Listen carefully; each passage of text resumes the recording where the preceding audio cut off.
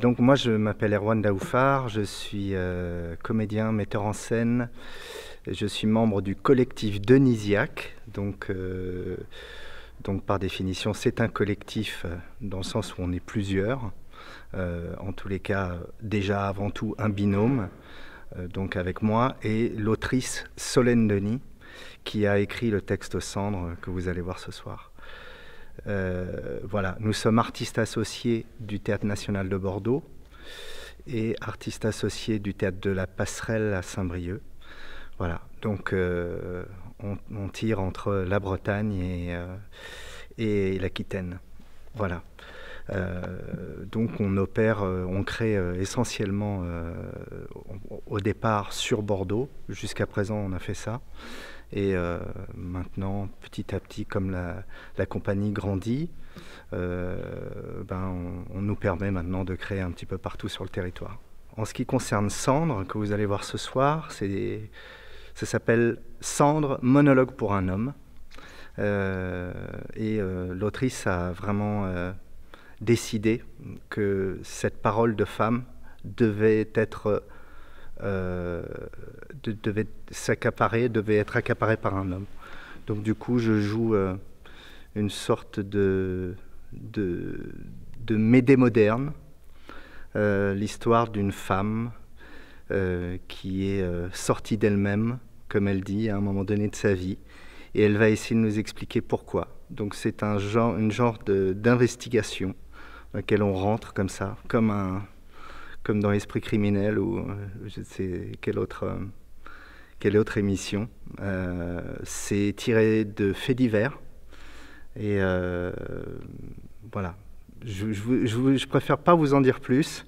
En tous les cas, vous allez passer 1 heure avec moi et j'espère que vous allez aimer. Un jour, mon mari, qui m'aime plus, m'a emmené à l'opéra. J'ai pleuré tellement c'était beau le lac des Cygnes.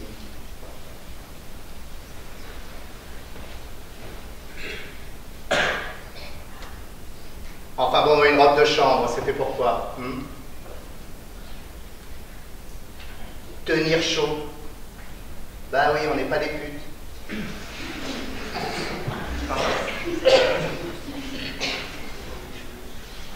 Voilà, il me faudrait un petit miroir pour me regarder dedans. J'avais bien un petit miroir avant moi. Avant, j'avais un petit miroir, il a disparu. En vrai, il n'a pas disparu comme si je l'avais perdu ou cassé. Non, il a disparu comme se volatiliser. Du verbe disparaître. Oh, ça sert à rien. Voilà, c'est du temps perdu. Et elle est foutue la cafetière. Le café ta mère, je sais pas ce qui s'est passé. C'est vrai que je regrette, mais on dirait que c'est pas arrivé dans la vraie vie. Tu sais, parfois, tu vis et ça t'appartient pas, quoi. C'est mou, comme un rêve la nuit, comme si ton corps n'avait plus vraiment de frontières. Par exemple, tu sais plus si c'est toi ou le canapé. C'est comme si tu étais morte et pourtant tu respires toujours. Tu es un tout petit peu à côté de l'enveloppe de ton corps. Ça, c'est pas désagréable, hein. Moi, ça a toujours été comme ça. Moi, à côté de moi. Je me regarde, je suis assise là, et je me regarde à côté être assise. Je me regarde comme on regarde un meuble. Voilà, j'en pense rien. Un meuble, c'est un meuble, hein, ça peut servir. Mes secrets, je les garde.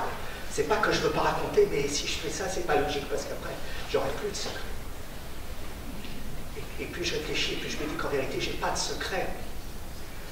Ma mère m'a dit, on tient un homme par le ventre. Si tu fais bien à manger, tu pourras toujours aller voir ailleurs, n'empêche, il reviendra à la maison.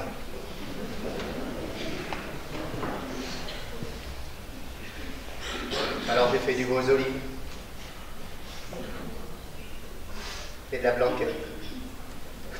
Et du bœuf miroton et bourguignon aussi. Je fais du gigot de 7 heures, du rôti, tomate farcie, du pot-au-feu, du jambon à l'os. des entrecôtes avec des échalotes, du coq au vin, de la poule au pot, des paupiètes, de l'ossobuco, du maghreb, de la chiparmentier, du civet, de la double, enfin, j'ai tout fait. Je le servais pour qu'il mange bien, pour qu'il sache que je l'aime. Et je me resservais aussi pour l'accompagner. Alors, j'ai grossi. Et quand j'ai été pleine de farce, d'os et de côtes, eh ben, je pouvais bien avoir un enfant, ça se voyait pas. Ça se voyait presque pas. Jusqu'à 6 mois, personne ne savait sous le gras le fœtus.